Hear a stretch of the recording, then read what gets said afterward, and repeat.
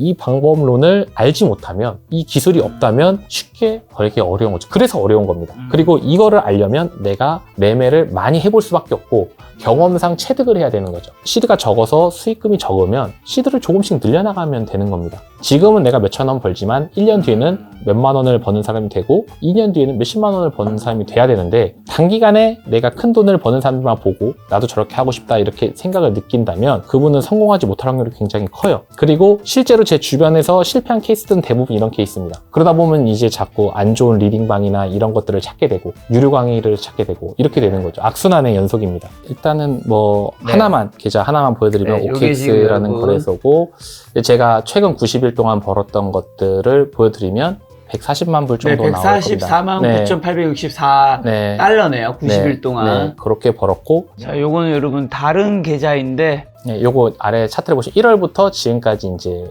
나온 거잖아요. 44만 불이 수익이 났지만 로스가 하나도 없잖아요. 이런 식으로 거의 로스가 없는 매매가 돼야 된다는 거죠.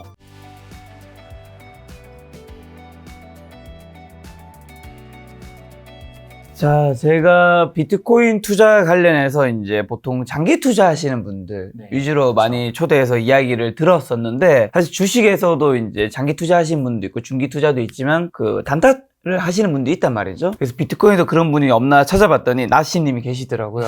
그래서 오늘 또 물론 우리 많은 분들은 장기 투자가, 중기 투자가 더 안전하고 좋다고 얘기하지만, 뭐 실제 그게 좋을 수도 있고 안 좋을 수도 있지만 엄연히 단타를 하시는 분이 있다는 건 사실이니까 그분들한테 또 도움이 되는 이야기가 있을 것 같아서 준비했는데, 우선 나시님은 혹시 코인 투자 자본금, 뭐 투자 기간, 수익률, 코인으로 번 돈이 너무 개인적인 거니까 혹시 공개할 수 있는 선까지만요, 어느 정도 되는지 한번 좀 이야기를 해주신다면요. 일단 저는 2017년 5월에 500만 원을 가지고 시작을 했고요. 2017년 12월에 500만 원을 가지고 15억을 만들었습니다. 네, 근데 그게 사실 운적인 것도 좀 많이 차지하는 부분 중에 하나가 2017년 12월이 정말 굉장한 불장이었어요. 그래가지고 그때 좀 운이 많이 좀 떨어졌다고 생각을 하고, 그리고 나서 잠시 쉬었다가 2021년부터 다시 코인을 시작을 해서 지금은 뭐 좀 많이 번 상태입니다. 네. 21년에 또 다시 시작했다 했잖아요.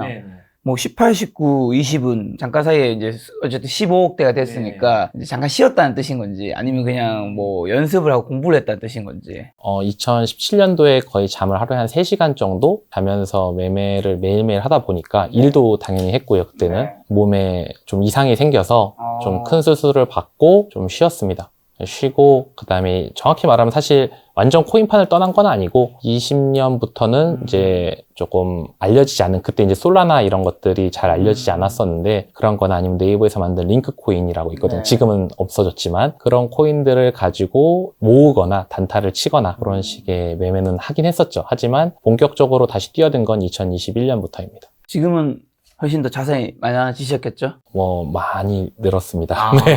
그럼 혹시 코인 투자를 시작하게 된 계기는 뭔가요? 2017년에 500만 원 시작하셨으면? 저희 부모님은 이제 저축으로 이제 어느 정도 부를 이루신 분이기 때문에 주식이나 이런 것들 하시지 않았어요. 그래서 저도 아끼고 저축하면 잘 살 수 있다는 생각을 항상 가지고 있었던 사람이었는데, 어느 날 갑자기 네이버에 비트코인이라는 갑자기 실시간 검색어에 단어가 뜬 겁니다. 그래서 거기에 홀리듯이 들어가서, 그때는 업비트가 없었어요. 빗썸이라는 채널에 가입을 했는데 500만 원을 넣고 제가 그냥 아무 코인이나 사서 자고 일어났더니 600만 원이 돼 있던 겁니다. 그때가 마침 원래 보통 실시간 검색어 오르면 가격이 많이 상승됐을 때 실시간 검색어 많이 뜨거든요. 그래서 이렇게 돈을 벌기가 쉬운 곳이 있었나?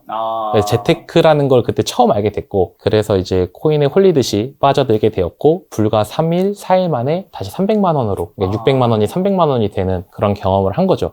너무 충격을 받고, 그때 제가 포기를 했었으면 지금의 제가 없었을 텐데, 그때부터 공부를 정말 미친 듯이 하기 시작했습니다.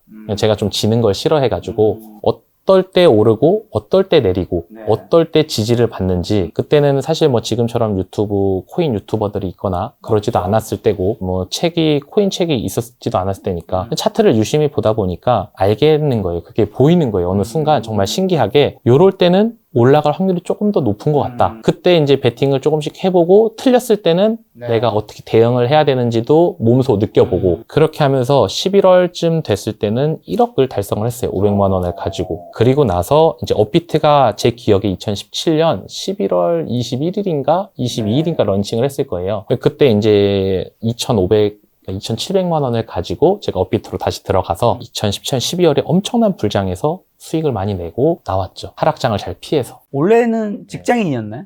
네, 저는 직장인이었습니다. 혹시 이제 뭐 퇴사한 지도 됐으니까 어떤 곳이었는지 말할 수 있나요? 회사명은 좀 어렵지만 저는 뭐 개발자였고요. 그리고 소프트웨어 엔지니어였고 정확히 말하면 이제 영상 처리를 이용해서 검사 알고리즘을 만들고 이런 것들을 하는 역할을 혹시 했습니다. 그 당시에 연봉은 어느 정도? 한 5천 중반 정도 된 상태입니다. 5천 중반 정도 제가 했는데 32이었으니까요. 32였는데 뭔가 내가 앞으로 경제적 자유를 꿈꾸거나 이러기에는 불가능하다는 걸 좀 깨달으면서 이런 코인 투자에 좀 더 빠져든 것도 있겠네요. 그렇죠. 사실은 제가 그 회사를 가면서 문정에 오피스텔을 구하는데 제가 가진 돈이 별로 없잖아요. 그래서 처음으로 대출이라는 걸 받아봤어요. 그때. 근데 그 남의 돈을 빌린다는 게 굉장히 무섭다는 거를 그때 좀 많이 느꼈고 그렇죠. 그리고 내가 이 오피스텔 전세조차도 되게 구하기 힘든데 나중에 이 서울에서 아파트를 살 수 있을까? 그런 생각이 들어서 뭔가 방법을 찾아야겠다. 네, 이런 생각은 계속 가지고 있었고 블로그도 하고 있었고 뭔가 외주 같은 것도 하면서 투잡은 계속 하고 있었던 시기였습니다. 근데 지금 오늘 영상이 어쨌든 트레이더로 돈을 번 방법이라든가 그런 것 노하우를 전파한 시간일 텐데 주의사항 한 가지만 먼저 여쭤보면 나씨님처럼 이제 단타로 들어가신 분, 소액으로 들어가신 분 아니면 뭐 좀 더 큰 금액 들어가신 분 중에서 나씨님처럼 된 사례가 극소수겠죠? 그렇습니다. 극소수입니다. 주변에서 어쨌든 단타를 하다 보면 또 주변에 단타하는 분들이 좀 많이 보였을 것이고 커뮤니티나 그런 데서 흔히 말하는 삶이 좀 힘들어졌거나 아니면 뭐 여기서 그냥 어쨌든 내가 넣은 돈이 뭐 1억이면 1억 깡통 차는 경우는 굉장히 많았겠죠. 많죠.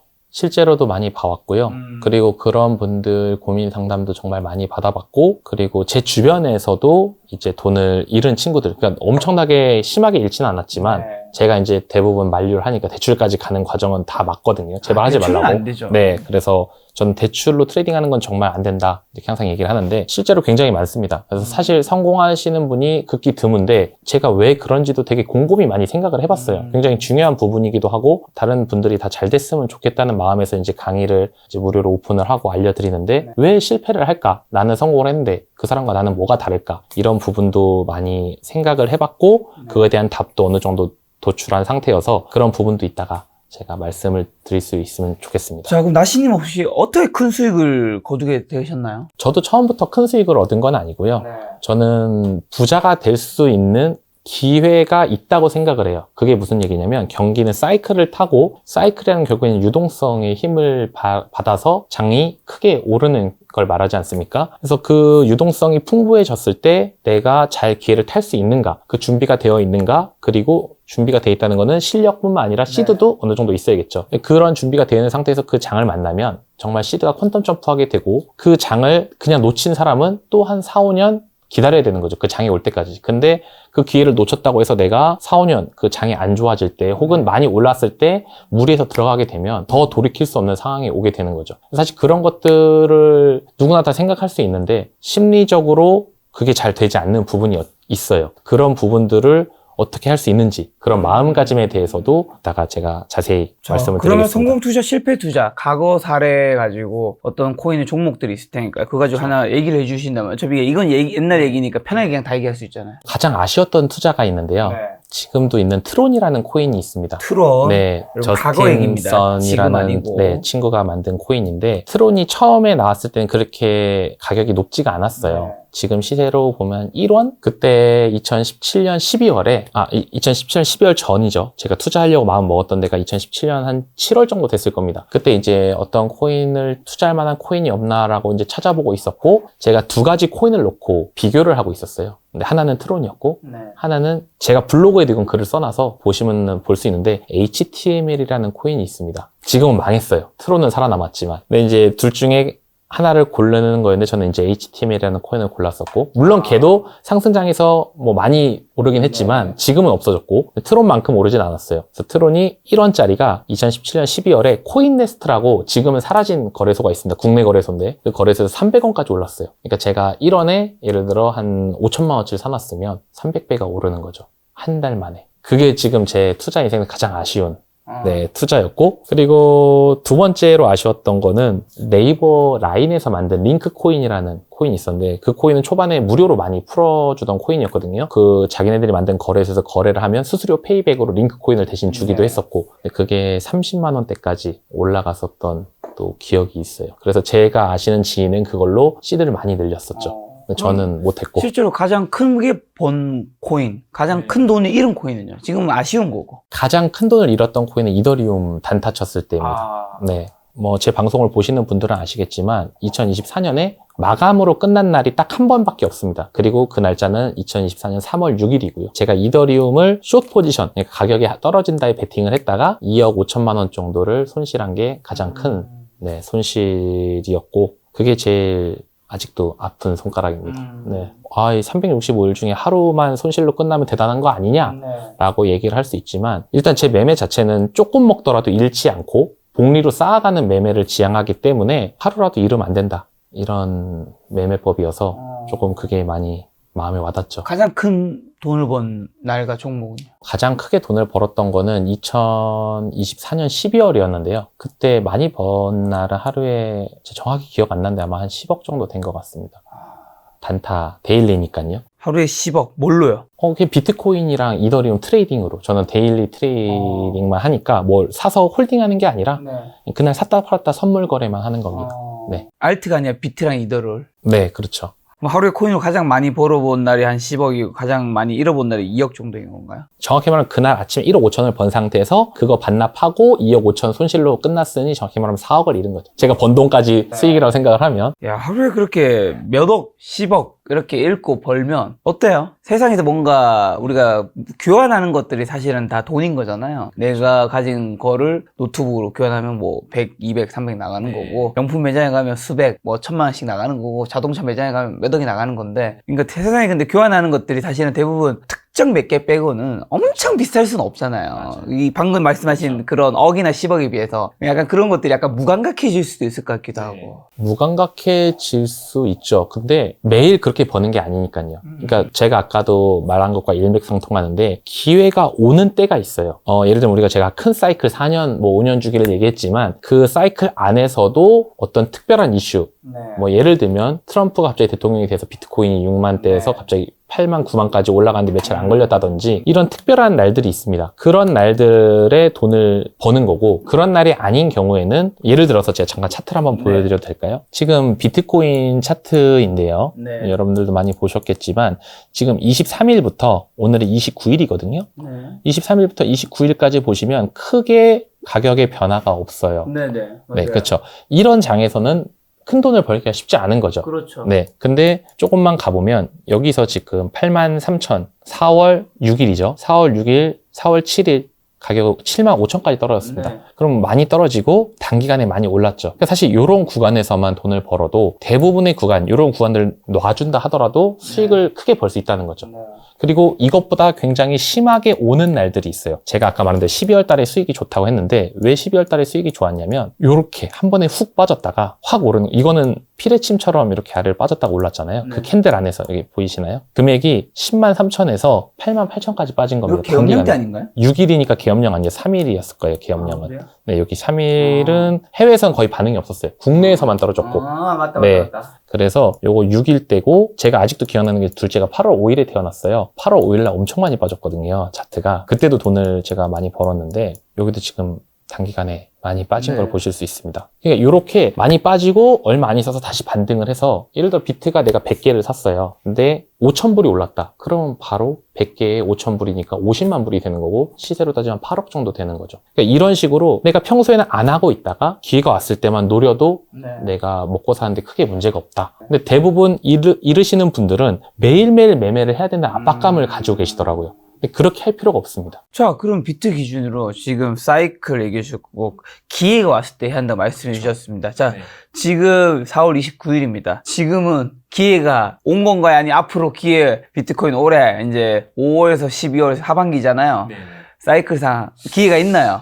이게 참 되게 좀 말하기 조심스러운 부분인데. 네, 아니 너무 조심하지 마세요. 네, 일단 뭐 공중파도 아닌데. 일단 저는 비트코인을 좀 보유하고 있습니다. 네, 현물로. 좋습니다. 저도 여러분 보유하고 있습니다. 네, 왜냐하면 앞으로 원화의 가치나 달러의 가치가 점점 떨어질 거라고 생각을 하고 있기 때문에 그걸 어느 정도 해칭할 수 있는 자산이 좀 필요하다고 생각을 하고 있고 그 대안 중에 하나가 비트코인이라고 생각을 하고 있습니다. 그래서 저는 알트코인은 안 갖고 있지만 비트코인은 일부 가지고 있습니다. 한마디로 알트는 매매 용도, 단타 매매 용도고 비트도 단타 매매도 하지만 비트는 좀 장기 보유로 약간 가져가는 것도 좀 있다. 네, 제가 제일 무서워하는 것 중에 하나가 한 15년 뒤에 애들이 컸을 때 아빠 우리는 왜 비트코인 안 샀어? 아빠 비트코인 유튜버였는데 왜 비트코인이 한 개도 없어? 네, 이런 말을 들을까봐 네, 망할 수도 있습니다. 하지만 올해 하반기는 지금 오르는 장인가요? 어떻게 돼요? 솔직히 전 데일리라서 이런 건 잘 모르지만 저는 개인적으로는 좀 조정이 왔으면 좋겠는데 느낌은 오를 것 같아요.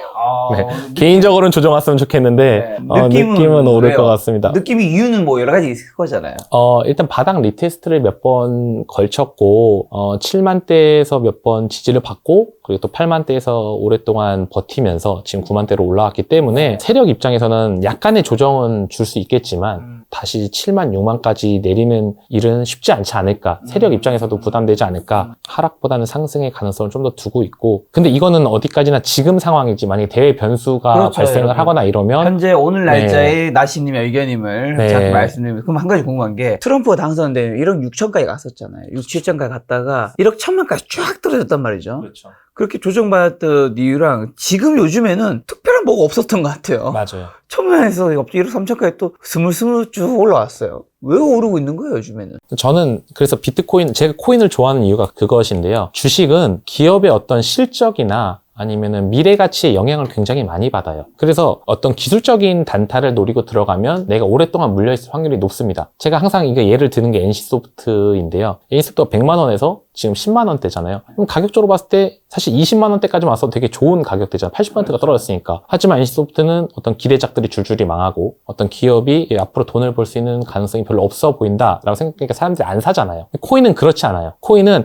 많이 빠지면 항상 어느 정도 대득게 반등이 옵니다. 약간 어떤 사람들이 항상 기대를 가지고 있고 그리고 얘는 실적이나 이런 것들이 없기 때문에 그리고 희소성의 어떤 개념으로 접근하고 있기 때문에 그래서 앞으로 더 희소성이 생겼으면 생겼지 줄어들진 않을 거다. 돈은 계속 찍어내지만 비트코인은 어쨌든 찍어낼 수 없기 때문에 장기적으로 봤을 때는 올라갈 수밖에 없고 그러다 보니까 그 올라가는 과정에서 익절로 마감하시는 분들 때문에 어떤 조정이 올 수도 있고 그리고 개미들을 털어내려는 움직임 때문에 인위적인 조정이 올 수는 있지만 장기적으로는 천천히 우상향하지 않을까. 그러면 차트를 이제 많이 보신 전문가시니까 지금 차트 입장에서 봤을 때 지금 여전히 비트코인 상승장이 맞는지랑 혹시나 많은 분들이 얘기하는 그거 있잖아요. 그 비트코인에 대한 꿈을 가지신 분들은 금의 시가총액을 넘어설 것이다. 금의 시가총액을 넘어서긴 하지 않을까 싶습니다. 아, 진짜요? 네, 저는 그렇게 생각을 하고 있어요. 네. 근데 데일리 트레이딩 하는 입장에서 지금 차트에서는 놀아야죠. 할 게 없는 자리입니다. 사실은 지금 상황에서는 오늘 당장 제가 너 지금 매매할래? 라고 물어보면 오케이 나는 쉴게. 이게 안 좋은 장이라는 게 아니라 떨어지는 변동성이 것도 별로 오르는 없죠. 것도 아닌 그런 네, 장이니까. 그렇죠. 그리고 변동성이 있더라도 가성비가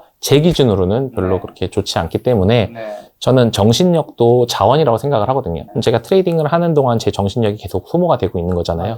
그렇기 때문에 그 정신력을 아끼는 것도 좋은 트레이딩을 하기 위한 준비라고 생각을 합니다. 요즘에 그럼 비트코인 큰 손들은 비트코인을 더 사고 있나 어떻게 하고 있나요? 우리가 마이크로 스트래티지라든가 그렇죠. 뭐 캐시우드 뭐 등등 있잖아요. 단타를 주로 하셔도 어쨌든 이런 어깨 공부는 많이 하실 테니까. 근데 그분들이 뭘 샀다 안 샀다에 휘둘리는 것보다는 그냥 자기 소신껏 하는 게 좋다고 생각을 합니다. 왜 그러냐면 내가 그 사람이 샀다고 해서 사는 거는 내가 이게 하락이 왔을 때 버티기가 너무 힘들어요. 내가 어떤 확신이 있어서 혹은 미래에 대한 미래 가치에 대한 확신이 있어서 내가 투자를 한다면 하락이 왔을 때 좀 더 버티기 수월하겠죠. 그리고 그렇게 해서 만약에 잃는다 하더라도 나는 거기서 얻는 게 있는데 남들이 샀다? 유명한 사람이 샀다? 해서 그냥 무작정 사는 거는 좀 아닌 것 같아요. 마찬가지로 제가 지금 비트코인을 홀딩하고 있다고 해서 이 방송을 보시는 분들이 사시는 거는 사실 옳지 않은 선택인 거죠. 그렇죠. 네. 그럼 혹시나 개인적으로는 그럼 비트코인은 앞으로 이제 곧 있으면 단타로 다시 들어갈 건데 비트코인은 앞으로도 지금 가지고 있는 게 있다고 하셨잖아요. 더 모아가면서 이제 계속 가져갈 생각인지 네, 좀 더 아니면 모을 생각입니다. 좀 더 모아서 이건 그냥 계속 가져갈 계획인 건가요? 네, 그렇죠. 자식들한테도 나중에 일부 주고 싶고요. 만약에 제가 노년에 비트코인 가치가 많이 오르면 그걸 가지고 이제 뭐 세계 여행도 좀 하고 네, 그러고 싶습니다. 많은 분들이 이제 어떤 노벨 경제학상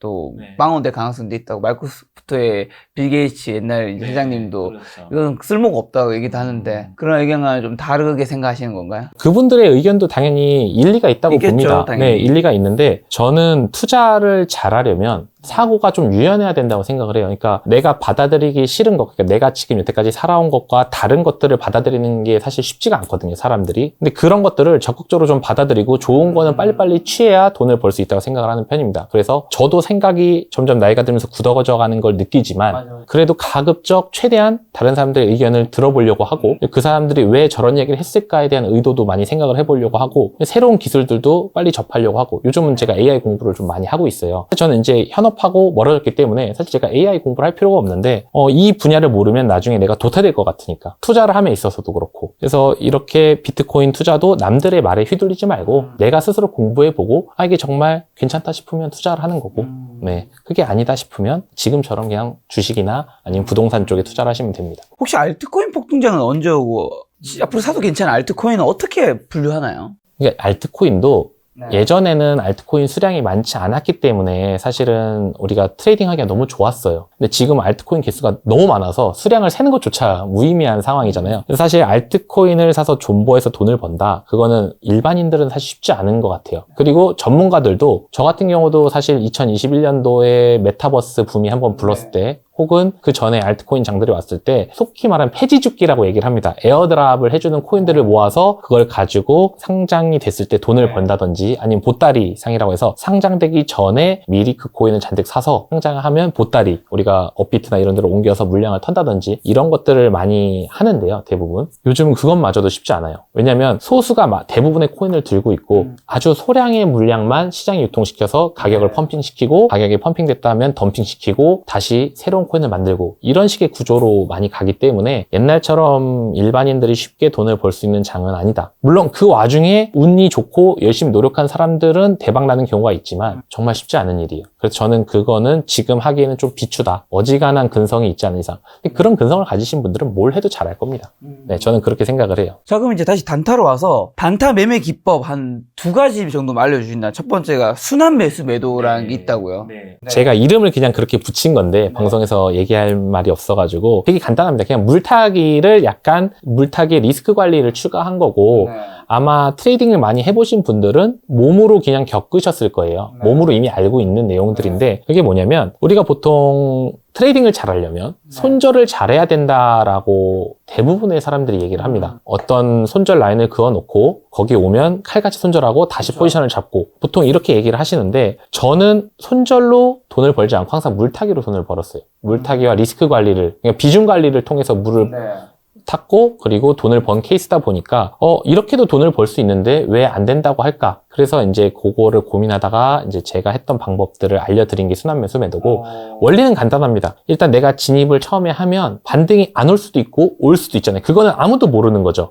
그래서 만약에 반등이 안 오면 손절하시는 분들은 손절을 하는 거고 차트를 한번 보고 잠깐 설명을 드릴게요. 그게 좀 더 이해가 쉬우실 것 같아서 지금 비트코인 차트고 15분 봉이고요. 28일 날 4월 28일 차트입니다. 새벽 6시 40분. 비트코인이 횡보를 하다가 갑자기 하락을 했어요. 물론 하락폭이 크진 않고 한 500-600불 정도긴 한데 하락을 하면 우리가 보통은 이렇게 생각을 합니다. 박스권. 우리가 여기 지금 보면 이 박스권 상단과 하단이 박스권이잖아요. 여기가 박스권을 이탈하려고 하니까 박스권 저점에서 반등이 올 수도 있고 이탈할 수 있는데 반등으로 확률이 어느 정도 있으니 여기서 진입을 했다고 가정을 해볼게요. 하단에서. 그러면은 93,800 정도에 우리가 진입을 했는데 버티는 것 같다가 하락이 다시 오죠. 그럼 대부분 이 박스권을 이탈하면 손절하시는 분들은 손절을 하라고 할 겁니다.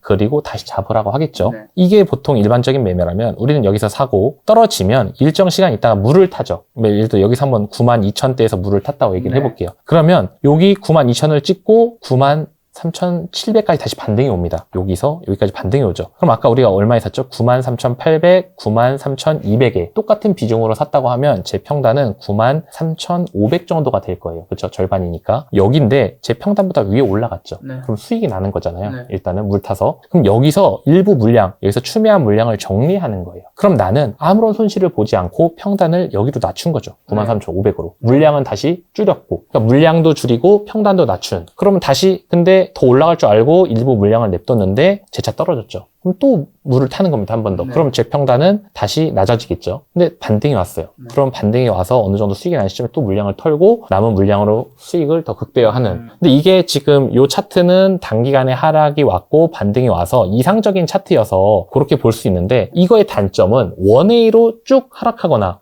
원웨이로 쭉 상승했을 때 어떻게 대처를 하느냐. 지금 그걸 네, 그런 문제가 발생할 수 있거든요. 그럼 한번 그런 가정을 한번 해볼게요. 자, 여기 이 정도면 사실 뭐 원웨이라고 봐도 될 것 같아요. 엄청 길게 원웨이, 뭐 하루 종일 원웨이 오는 것들은 많지 않으니까 우리가 일반적으로 반나절 정도 아침 10시부터 밤 뭐 한 8시, 9시까지 그럼 반나절이잖아요. 요 정도 원웨이장에서 우리가 요걸 만났다고 치면 어떻게 대응을 해야 되냐? 사실 제일 중요한 건 진입 시점입니다. 첫 진입이 좋지 않으면 뭘 해도 될 수가 없어요.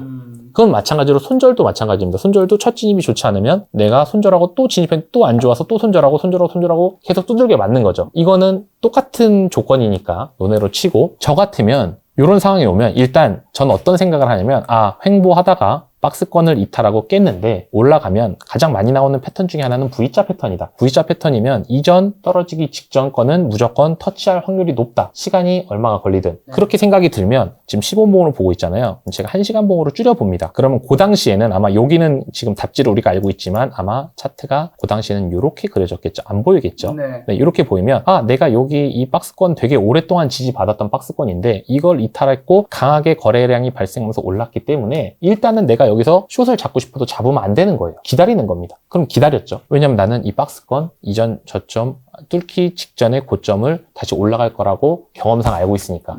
확률상 높다는 거죠. 100%는 아니지만. 그러면 적어도 내가 진입하는 시점은 이 이유가 되는 겁니다. 그러면 나는 10시부터 3시까지는 차트를 안 보는 거예요. 그리고 알람만 걸어놓고 자든지 딴 일을 하는 겁니다. 내가 이거 차트를 보고 있으면 이 중간중간에 페이크성 무빙이 굉장히 많이 나오기 때문에 엄청 사고 싶어져요. 이렇게 한 번씩 오버슈팅 했다가 살짝 조정오고 오버슈팅 했다가 살짝 조정오고 이런 것들의 유혹을 견딜 수가 없어요. 그럼 알람만 걸어놓고 안 보면 자연스럽게 차트는 여기쯤 가 있단 말이죠. 그럼 우리가 다시 15분봉으로 가서 돌아가서 그거 보면 뭐 여기잖아요. 그럼 이제 여기서 고민을 한번 하는 거예요. 내가 여기서 진입을 할까? 아니면 좀 더 기다려볼까? 근데 여기서도 케이스가 두 가지가 있습니다. 우리가 V자 반등이 왔을 때 이전 고점을 못 뚫고 다시 떨어지는 케이스가 있고요. 이전 고점을 뚫고 강하게 올라가는 케이스가 있어요. 이거는 케바케예요. 근데 시간대가 어떻게 된다고 했죠? 지금 여기 5시 30분이거든요. 보통 1시, 5시, 9시는 4시간 봉이 갱신되는 중요한 자리입니다. 4시간 봉은 큰 추세에 영향을 주는 캔들이기 때문에 굉장히 중요한 자리여서 저는 보통 4시에 5시 넘어가는 사이 혹은 12시에서 1시 넘어가는 사이 이 시간대는 트레이딩을 잘 안 해요. 왜냐면 큰 추세가 어떻게 나올지 모르기 때문에 갑자기 큰 추세의 틀이 바뀔 수도 있잖아요. 단타에서는 그런 게 있었군요. 네, 그렇죠. 물론 장기 투자하시는 분은 상관없죠. 좀 잘 몰랐어요. 네, 그런 건 상관없죠. 어차피 나는 떨어지든 말든 올릴 건데. 조금씩 모아가는 뭐 그런 거죠. 그렇죠. 그래서 이 추세선이 크게 영향을 받을 수 있는 그 시간대는 피하기 때문에 그럼 여기 지금 요 5시부터 쭉 보면 미래를 보면 횡보를 하잖아요. 그리고 그 전에서부터 이미 바닥을 다지면서 변동성이 줄어들어요. 그러면 이럴 때는 포지션을 잡는 게 아니에요. 변동성이 위아래로 없잖아요. 방향이 안 나는데 왜 포지션을 잡아요? 많이 올라서 숏을 친다? 이거는 논리에 맞지 않는 방법인 거죠. 만약에 여기서 숏을 잡는다는 거는 여기서 갑자기 위로 오버슈팅 났을 때 여기처럼 이렇게 오버슈팅 났을 때 숏을 치는 거지 오버슈팅도 안 나고 많이 올린 다음에 횡보했다고 해서 다시 떨어질 것 같아서 숏을 친다? 이거는 맞지 않는 겁니다.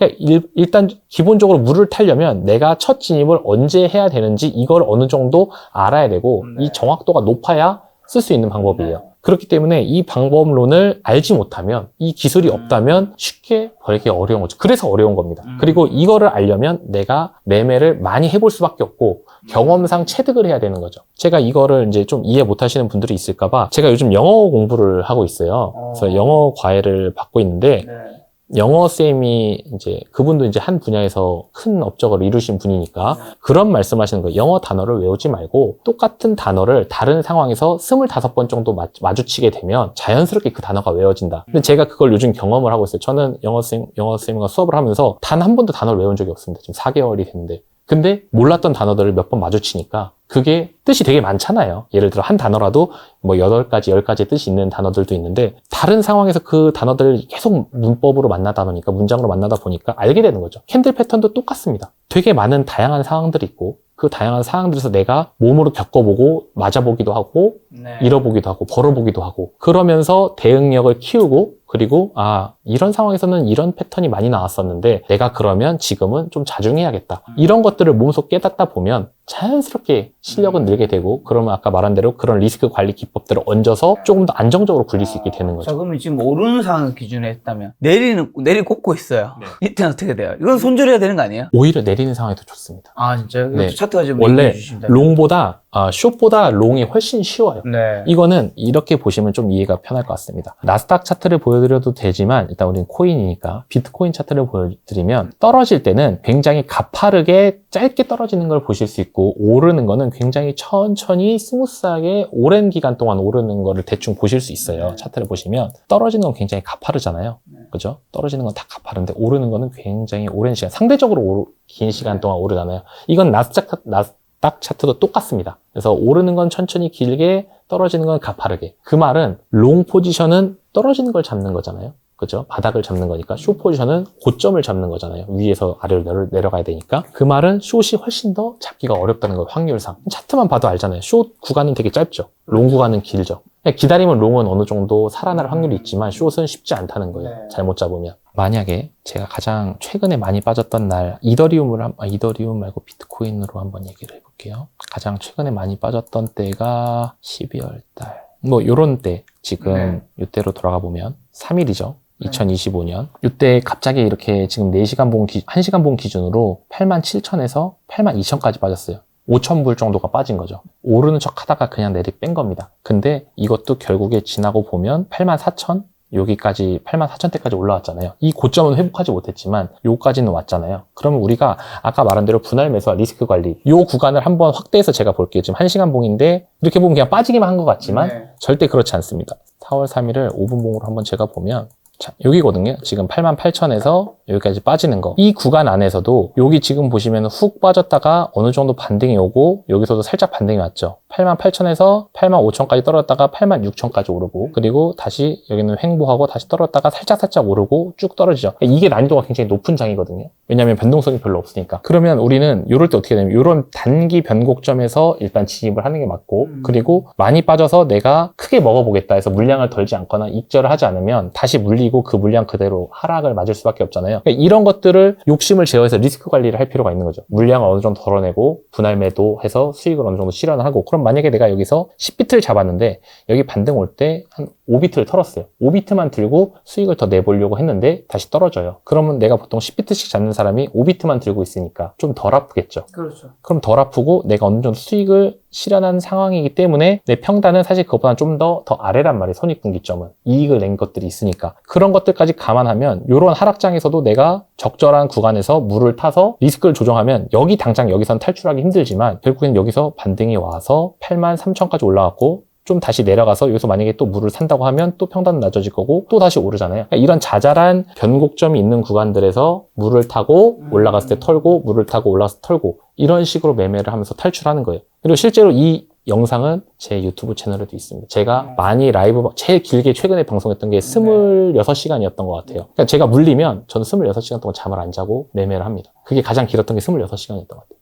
저는 포지션을 들고 자질 않아요. 손절을 하거나 탈출을 하거나 둘 중 하나입니다. 저는 절대 데일리 트레이딩을 하면서 제가 2018년에 다짐한 것 중에 하나가 포지션을 절대 들고 자지 않겠다. 그거를 지금까지 지켜오고 있어요. 그래서 남들이 상승장에서 크게 먹을 때 저는 많이 못 먹어요. 그런 단점은 있습니다. 하지만 이런 장 혹은 내가 자고 있는데 갑자기 훅 빠져서 손해를 보는 일들은 없죠. 그리고 승률이 좋은 이유는 한 번에 크게 먹으려고 하는 게 아니라 짜잘짜잘하게 잽을 날려서 그거를 모아서 복리로 묶으니까 초반에는 재미가 없어요. 그래서 시드가 작을 때는. 소액으로 하면 말씀하신 대로 수익률 좋더라도 수익이 너무 작아 힘들 텐데. 맞습니다. 수익률은 높아서 수익은 작을 테니까요. 초보가 소액으로 시작할 때 프로세스는요? 일단 이런 질문도 굉장히 많이 받았거든요.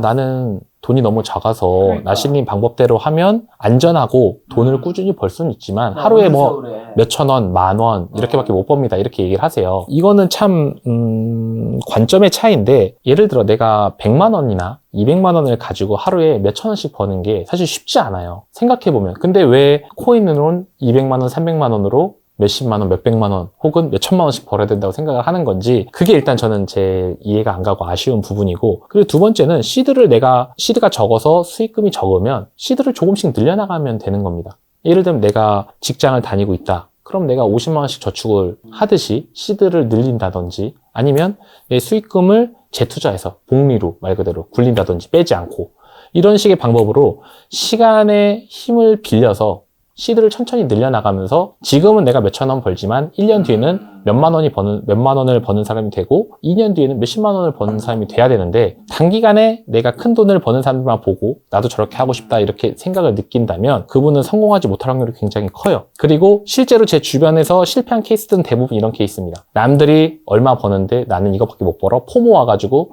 고래버리지 쓰고 아니면 대출 걸어다 쓰고 그러면 이제 한번 잃으면 대출은 대출금을 갚아야 되잖아요. 그리고 이자가 매달 나가기 때문에 기다릴 수가 없어요. 일단 기다림이 안 됩니다. 아까 제가 말하는 것처럼 트레이딩은 매일 할 필요 없고 좋은 자리 나올 때까지 기다려야 된다 이렇게 얘기를 드렸는데 난 당장 이번 달 대출금을 갚아야 되는데 마음이 조급한 거죠. 그러면 들어가지 말아야 될 자리에서도 내가 오늘 요것만 먹고 빠져야지 이런 생각에 들어갔다가 잃고 네. 그거 복구해야지 하다가 잃고 그러다 보면 이제 자꾸 안 좋은 리딩방이나 이런 것들을 찾게 되고 유료 강의를 찾게 되고 이렇게 되는 거죠. 악순환의 연속입니다. 나시님 자문 푹 자겠어요. 안 들고 가니까. 근데 이것도 장단점이 있습니다. 네. 포모를 견디는 게 힘들어요. 그럼 뭐 어쩔 수 없죠. 근데 네. 뭐 반대의 포모도 있잖아요. 네, 그렇죠. 폭락했을 때도 그렇죠. 난 없으니까. 네, 맞아요. 그런 장점도 있지만 반대로 이렇게 상승장에서는 극심한 포모가 옵니다. 정말 이거는 8년을 경험해봐도 견디기가 너무 어려워요. 지금도 견디기가 어려워서. 코인은 오르면 갑자기 너무 확 올라버리니까. 그쵸. 하는 순간 넘어가니까. 맞아요. 사실은 정말 부끄러운 얘기지만 이건 이제 편집자님이 하이라이트를 만들어줬는데 제가 안 올렸어요. 너무 속상해서. 제가 비트코인 떨어질 때 7만 5천일 때 정확하게 바닥에서 잡았어요. 근데 그걸 팔았죠. 조금 먹고. 제가 그때 아마 한 7천만 원인가 먹고 팔았을 거예요. 사실 적은 돈은 아니죠. 근데 그걸 지금까지 들고 있었다면 얼마가 됐을까? 사실 다 쓸모없는 가정이긴 한데. 지금 94,000달러예요. 그렇죠. 2만 달러. 여기서 이제 개수가 더해지면 네, 이제 그렇죠. 개수가 더해지면 달라지죠. 보통 한 못해도 30개 이상은 사니까 또 이더리움도 샀거든요. 그때 1,400불이었어요. 이더리움 평단이. 그러니까 이제 그런 포모를 참는 게 굉장히 힘들고 포모를 참으면서 내 페이스대로 유지하는 것 자체에 굉장한 많은 노력을 기울이고 있습니다. 지금도. 방금 근데 또 유료 강의 얘기해 주셔서 유료 강의도 굉장히 많잖아요. 그렇죠. 특히 주식도 단타가 많고 코인도 이런 것들이 많은데 이런 거 강의 돈 주고 들어도 될까요? 어떻게 보세요? 일단 저는 다른 사람의 지식을 돈 주고 배운다는 것 자체를 나쁘게 생각하진 않습니다. 그렇죠. 저도 그 네. 주제 자체는 나쁘게 네, 보지 않아요. 당연하죠. 당연히 왜냐면은 그 남의 사람이 지식을. 그 사람이 열심히 쌓은 노력에 대한 대가를 네. 내가 돈을 주고 짧은 시간 안에 배우는 거잖아요. 맞아요. 당연하다고 생각을 해요. 네. 근데 코인이 좀 심한 것 같아요. 부동산도 그렇지만 네. 남의 어떤 절박한 마음을 이용해서 자기의 어떤 이득을 챙기려는 사람들이 생각보다 많습니다. 그게 잘못된 거예요. 그러니까 이걸 해서 무조건 된다는 보장이 없는데 될 것처럼 포장을 해서 그 절박한 심정을 이용하는 거죠. 저는 가장 큰 문제는 그건 것 같아요. 뭐 코인으로도 강의도 할 수 있고 주식으로도 강의할 수 있고 부동산도 왜 모든 분야 강의라는 건 있으니까. 그런데 예를 들면 그 강사가 네. 본인이 예를 들면 코인이라면 코인으로 버는 것보다 이 강의 수익이 더 커. 이거는 좀 부럽네요. 얼마나 문제가 되지 강력하냐. 않는다. 그렇죠. 저는 그렇다고 생각을 합니다. 왜냐면 어쨌든 그 강의를 듣는 이유는 그 사람의 실력을 내가 벤치마킹하고 싶어서 근데 사실 그 사람의 실력에 돈을 버는 게 만약에 10억을 번다면 1년에 사실은 알고 봤더니 강의 수익이 9억이야. 코인을 버는 건 1억밖에 안 돼. 그렇죠. 그런 문제가 있죠. 그러면 이게 사실은 좀 애매한 게 있죠, 이게. 그러니까 뭐 그걸 솔직하게 얘기하면 상관없어요. 근데 그러니까 그걸 누가 나는 솔직하게 얘기하겠어요? 그렇죠. 강의 수익이 이 정도고 뭐 트레이딩으로 매년 이렇게 번다. 아니면은 강의 수익을 밝히지 않더라도 나는 트레이딩으로 이 정도 시드로 이 정도를 번다. 그렇죠. 대충 얘기를 하면 어떤 신뢰가 생기잖아. 내가 내 스스로 판단을 내릴 수 있으니까. 근데 그게 아니라 그런 것들은 되게 두리뭉실하게 깔고 가면서 혹은 잘된 케이스만 보여주면서 맞아. 너도 할 수 있어. 약간 이런 거죠. 그리고 못하면 네가 열심히 안 해서 그런 거야. 어떻게 그런 보면 오늘 날씨 있는 강의 듣고 네. 너도 할 수 있다고 생각하시나요? 저는 그렇게 생각하진 않고 그 중에 굉장히 극소수 분은 할 수 있지 않을까. 사실 저는 이런 인터뷰 채널을 잘 안 나오는 것 중에 하나가 잘못된 어떤 편향된 사고를 심어줄까봐 두려운 것도 좀 있어요. 뭐냐면 제가 나와서 그분들한테 전 잘 되라고 제 조언, 제 경험담을 얘기를 해드리지만 받아들이는 사람 입장에서는 그거를 잘못 시행하거나 혹은 뭐 저랑 좀 다른 환경에서 트레이딩을 해서 좀 결과가 안 좋게 나올 수도 있잖아요. 그런 것들이 좀 되게 조심스럽긴 하죠. 그래서 들을 필요는 있지만 잘 가려서 들어야 된다. 저는 그렇게 생각합니다. 그리고 고액 유료 강의는 대부분 들을 필요가 없다. 소액이면 모르겠지만 그리고 트레이딩이라는 거는 대부분 마찬가지, 공부도 마찬가지고 내가 투자한 시간 대비 결과가 나오는 건데 강의를 한두 시간 듣는다고 해서 과연 내 실력이 갑자기 뛸까? 세상에 그런 건 없다고 생각을 합니다. 세상의 이치와 맞지 않아요, 그거는. 우리 수능 공부할 때도 제일 중요한 거는 자습이죠. 그렇죠. 학원에서 선생님이 아무리 가르쳐줘봤자 맞습니다. 인강 들을 땐 알겠지만 내가 풀려고 하면 모르는 거랑 똑같은 거죠. 자, 그리고 거기서 좀 연결돼서 유튜버들마다 아니면 코인 전문가마다 기법도 다르고 말하는 것도 다 다르잖아요. 예를 들면 그렇죠. 지금 비트코인 오른다고 얘기하는 사람도 있을 거고 떨어진다고 얘기하는 사람도 있고 하다 보니까 그들은 그들만의 다 이유를 가져서 막 얘기를 할 거잖아요. 뭘 봐야 할지 모르겠는 경우가 있는데 복리의 마법이란 말은 많이 들어봤고 머리로 이해할 수 있는데 정말 성공할 수 있나요? 가장 그나마 그 많은 기법들, 물론 부자가 되는 방법들은 정말 많고 사람마다 다 다른 방법으로 부자가 되어 왔겠지만 복리, 즉 시간의 리스크를 녹이는 방법이 가장 그나마 성공 확률이 높다고 생각을 합니다. 트레이딩에 있어서는. 다른 분야는 잘 모르겠어요. 근데 시간의 리스크를 녹인다는 거는 내가 짧은 시간에 큰 돈을 벌려면 리스크를 크게 짊어질 수밖에 없어요. 그거는 세상의 이치가 그렇잖아요. 근데 그 리스크를 내가 적게 짊어지려면 시간을 길게 가져가는 수밖에 없거든요. 저는 10년을 얘기를 해요. 항상 사람들한테 트레이딩으로 너가 유의미한 수익을 내고 경제적 자유를 누릴 수 있을 때까지 필요한 시드와 시간은 얼마냐 물어보면 옛날부터 항상 그랬어요. 5천만 원 그리고 10년. 그러면 10년 5천만 원을 복리로 10년을 부린다고 가정을 하면 제가 항상 얘기하는 게 매일매일 수익에 집착하지 마라. 월 수익률로 봐라. 그러니까 월 네가 5% 혹은 7% 목표를 세웠으면 열흘을 놀아도 상관없어요. 하루 그냥 운 좋게 월 수익률 기준으로 5%를 채우면 나는 그 달에 목표를 채운 사람이 되는 겁니다. 그렇죠. 나머지 29일 놀아도 상관없는 거예요. 그렇죠. 그럼 부담이 좀 덜하죠. 매일매일 매매 압박을 안 받아도 되니까.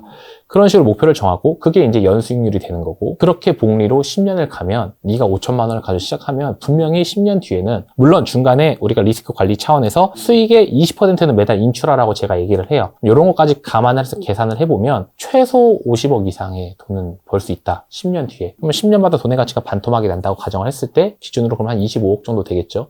그럼 충분히 엄청 부자는 아니지만 그래도 내가 즐길 거 즐기면서 소박하게 살 정도는 되지 않겠냐. 혹은 은퇴 후에도 내가 노후 걱정 없이 살 수 있지는 않겠냐. 그런 얘기를 많이 드립니다. 10년 뒤 50억이라고 하니까 굉장히 어우러가 지금 끌리고 뭔가 더 열심히 들어야겠다 생각이 드는데 왜냐하면 사실 50억이면 충분히 한 가정이 먹고 산 데는 전혀 지장이 없는 전 돈이라 생각합니다. 요즘에 뭐 워낙 부자의 기준이 대한민국에서는 뭐 100억까지 높아지고 했지만 사실 그 정도는 어차피 다 쓰고 죽지 못해요. 제 생각할 때는 저는 서울에 항상 안 산다면? 네. 저는 항상 그 얘기 하거든요. 예를 들면 뭐 뭐든지 높으면 좋겠지만 그렇죠. 뭐 근데 뭐 예를 들면 나시님보다 코인 투자 더 잘하는 사람도 있을 거고 더 부자인 사람은 또 더 많을 건데 그건 끝도 없는 거고 그런 식으로 날 낮출 필요는 없는 거니까 나에게 스트레스 줄 필요도 없고 그냥 어느 영역이든 상위 1% 기준을 높게 잡는다면 그렇죠. 낮게는 상위 한 10% 정도 그럼요. 면 충분히 네. 내가 먹고 사는 데도 문제 없고 근데 우리나라의 상위 1%가 너무 아까 높죠.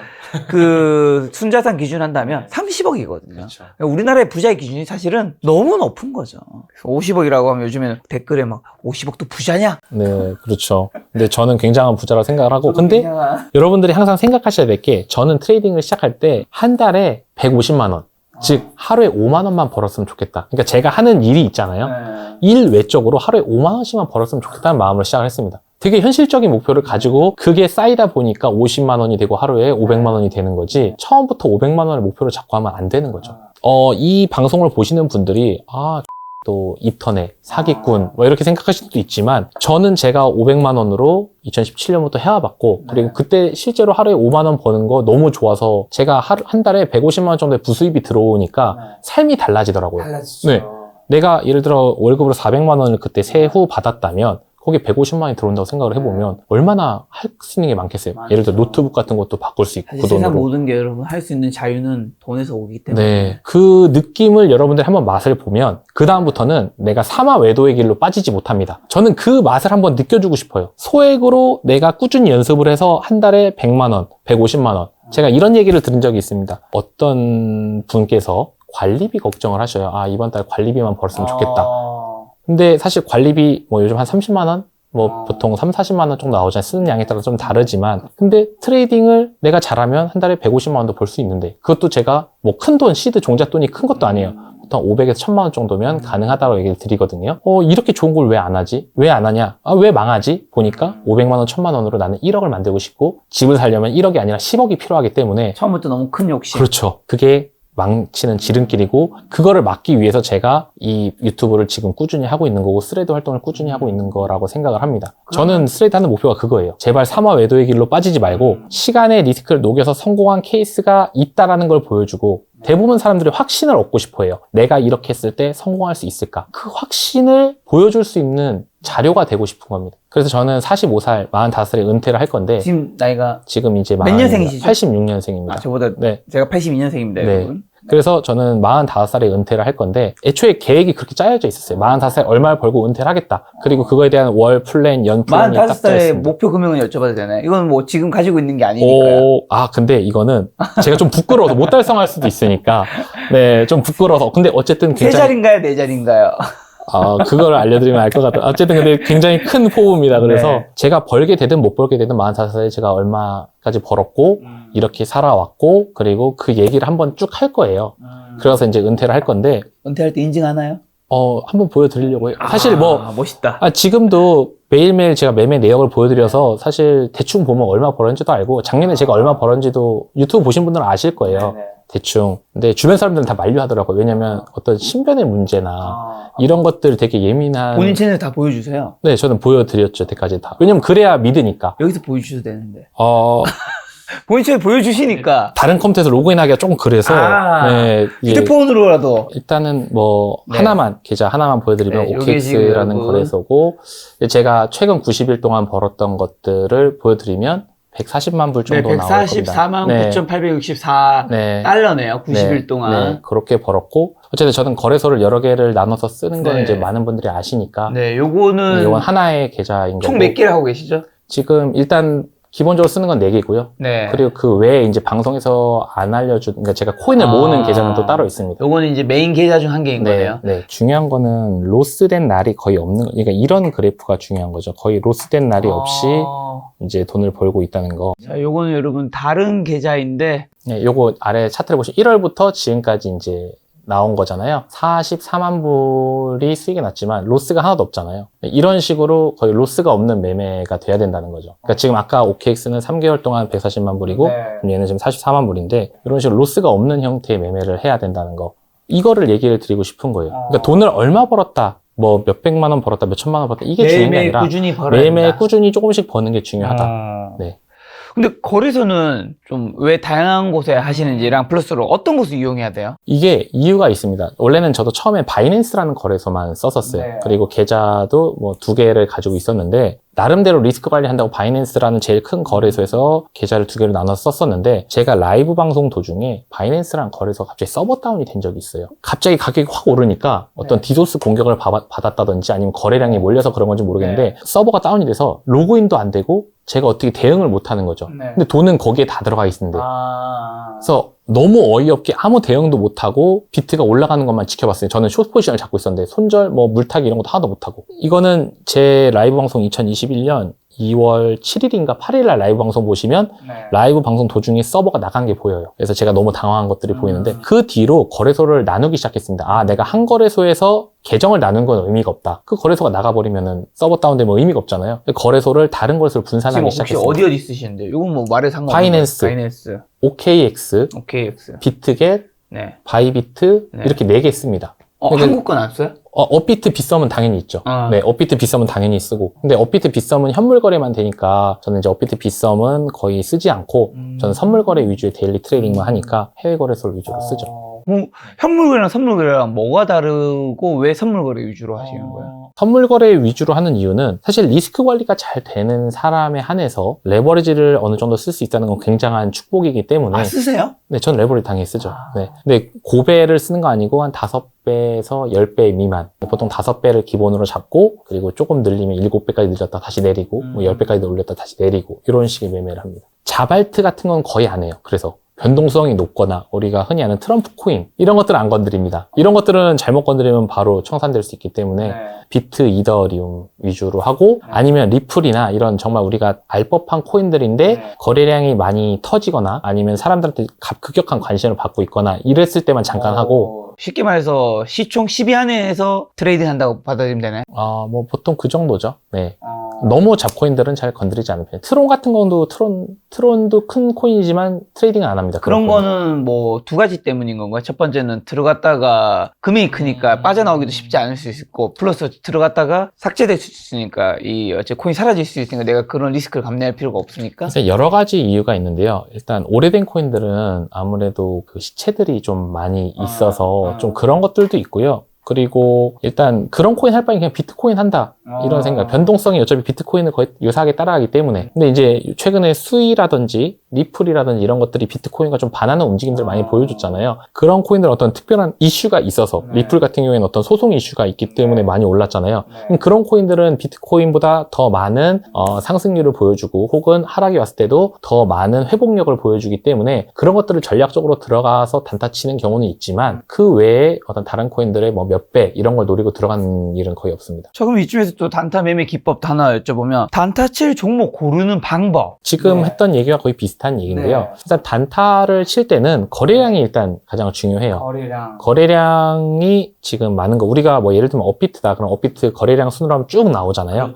그리고 그 거래량이 오늘 하루만 좋으면 안 되고 최근 좀 실적이 좋아야 되는 거죠. 예를 들면 잠깐 좋았다가 사라지는 코인들 되게 많거든요. 세력들이 어떤 펌핑을 위해서 거래량을 쫙 올리고 다 덤핑시키고 떨구면 그거는 거래량은 많이 찍히지만 이제 완전 죽은 코인이 되는 거죠. 근데 그런 코인 말고 한 며칠 동안 이제 지속적으로 최근에 수위를 오늘 날짜 기준으로 수위를 보면 될 것 같아요. 이 수위라는 친구를 보면 비트가 빠졌을 때 굉장히 회복력이 좋았어요. 여기 보시면 지금 1.7까지 떨어졌다가 4월 7일에 바닥을 찍고 계속 올랐죠. 여기서 보시면은 22일부터 일주일 동안 거의 2배가량 오른 겁니다. 3.8 몇 가지 올랐으니까 거의 2배가 오른 거죠. 근데 비트코인은 그때 그렇게 못 올랐죠. 22일부터 비트코인 차트를 보면 비교해 보면 비트코인은 22일부터는 여기죠. 86,000에서 지금 횡보, 여기 횡보라고 있죠.